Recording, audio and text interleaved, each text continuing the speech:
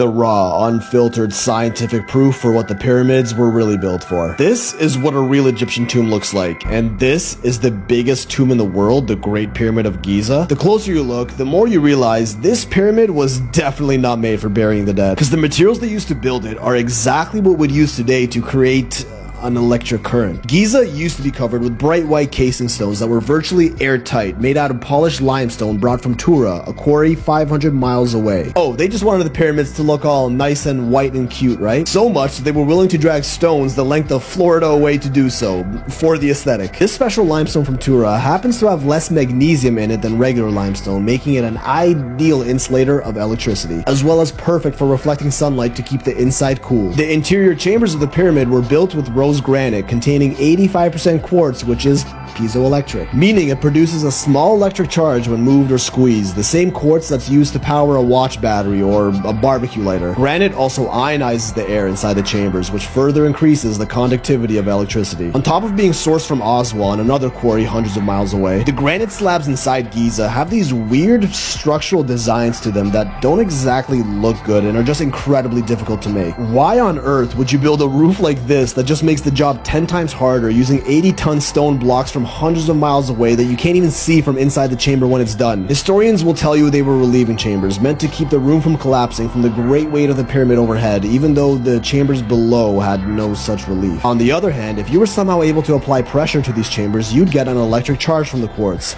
A lot of it. But electricity can't just exist if we want to utilize it for energy. It needs to get directed through something in order for us to make use of it, an electric current. Copper is often used in wires to do just that.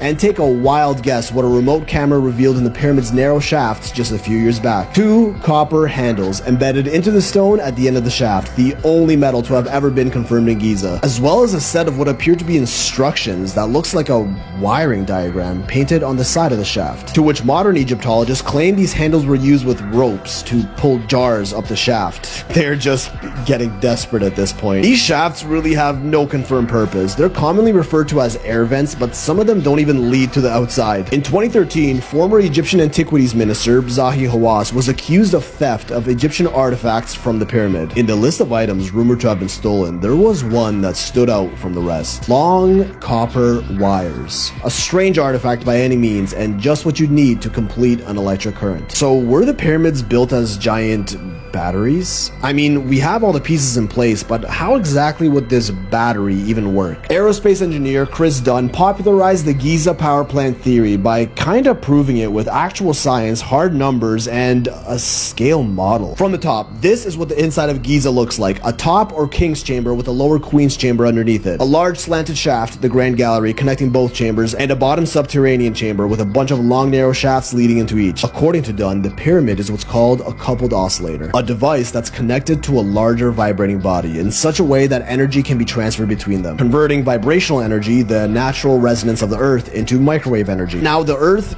it vibrates, producing frequencies in the form of natural underground seismic activity, the Schumann resonances in Earth's electromagnetic fields, as well as the movement of water in key locations just below Earth's surface, which also creates vibrational frequencies. The entire process starts in the subterranean chamber, which was built directly above underground aquifers with powerful flowing water right under the pyramids. A convenient location for the perfect coincidence theory. It's said that the flowing water and possibly even seismic activity of the Earth would create vibrational waves that resonate throughout the pyramid. Vibrational waves that would be maximized at the center of mass of any object, and Giza just so happens to sit at the center of landmass of the world. Coincidence. Now the real kicker was when traces of zinc and hydrochloric acid were found in the shafts leading into the Queen's Chamber. Dunn suggests that some ancient form of these two chemicals were poured down the shafts and mixed together in the chamber, which would trigger a chemical reaction, one that releases hydrogen gas, a proven process using the exact trace chemicals that were found in the shafts. The gas would travel from the Queen's Chamber through the Grand Gallery and up into the King's Chamber, while the pressure of the gas compresses the granite quartz and creates piezoelectricity, another proven process. Vibrations from below would trigger resonators in the Grand Gallery, which it was believed that 27 acoustic devices were placed in the empty slots that can be found here. The compressed quartz would create the spark for the vibrations to energize the hydrogen atoms into a microwave energy beam, which would reach the King's Chamber through this 4.8 times 8.4 inch watertight shaft cut into the granite. Conveniently, the perfect size for the hydrogen microwave wavelength at 21 centimeters, and the exact dimensions of what we call a waveguide today, a structure that guides the transmission of energy waves in one direction. And let me remind you, granite is harder than steel. Cutting a shaft like this is damn near impossible with known ancient technology, and definitely not something they do for fun. These microwaves would further resonate in the King's Chamber, which was tuned to a very specific frequency using those layers of stones in the roof. Remember those incredibly difficult stones above the chamber?